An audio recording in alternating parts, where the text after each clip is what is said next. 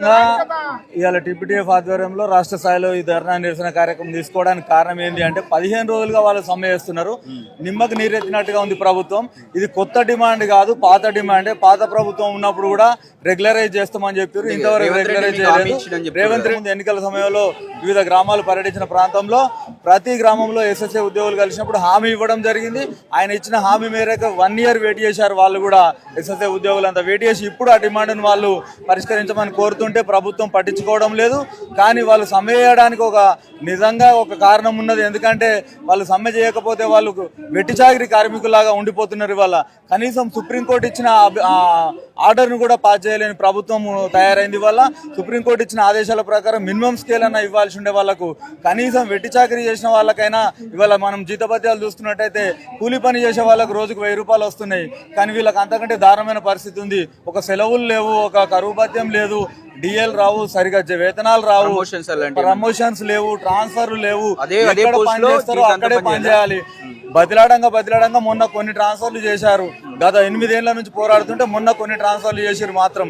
అంతేగాని వాళ్ళకి ఎలాంటి న్యాయమైన హక్కులు లేవు. ఉద్యోగులు అనడానికి కావాల్సిన హక్కులు ఏమీ కూడా వాళ్ళకు లేకుండా చేస్తున్నారు.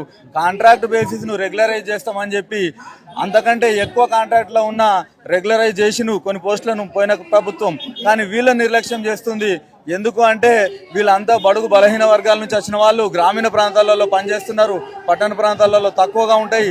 కేజీబీవీలు అన్ని కూడా గ్రామీణ ప్రాంతాలలో మీరు చూసినట్టయితే ఒక్కొక్క స్కూల్కి వెళ్ళి చూడండి, ఆ విద్యార్థినులు చాలా బాగా చదువుకుంటున్నారు. వాళ్ళకు మంచి అక్షరాభ్యాసం జరుగుతుంది. కస్తూర్బా గాంధీ విద్యాలయాలు అంటే మంచి పేరుంది. వాళ్ళ స్ట్రెంత్ పరంగా చూసుకున్నా కూడా చాలా అద్భుతంగా నడుస్తున్నాయి. అవన్నీ కూడా బ్రహ్మాండమైన స్ట్రెంత్ ఉన్నాయి.